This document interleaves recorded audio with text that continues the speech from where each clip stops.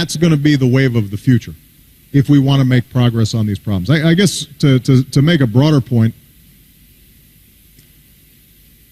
so often in the past, there's been a sharp division between left and right, between capitalist and communist or socialist. And especially in the Americas, that's been a big debate, right? You're a capitalist Yankee dog, and you're some crazy communist that's going to take away everybody's property. And I mean, those are interesting intellectual arguments, but I think for your generation, you should be practical and just choose from what works. You don't have to worry about whether it neatly fits into socialist theory or capitalist theory. You should just decide what works.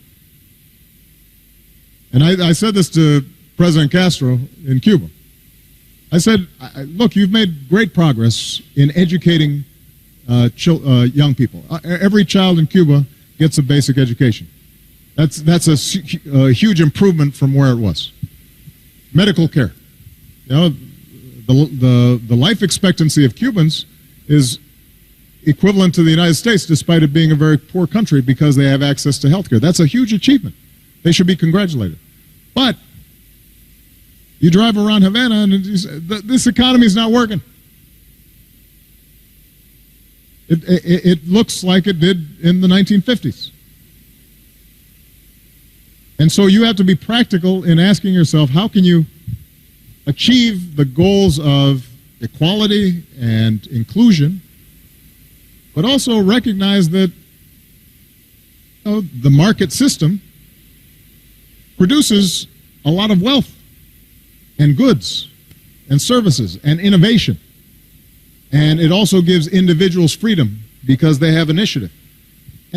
And so you don't have to be rigid in saying it's either this or that. You can say, depending on the problem you're trying to solve, depending on the social issues that you're trying to address, what works? And I think that what you'll find is that the most successful societies, the most successful economies are ones that are rooted in a market-based system, but also recognize that a market does not work by itself.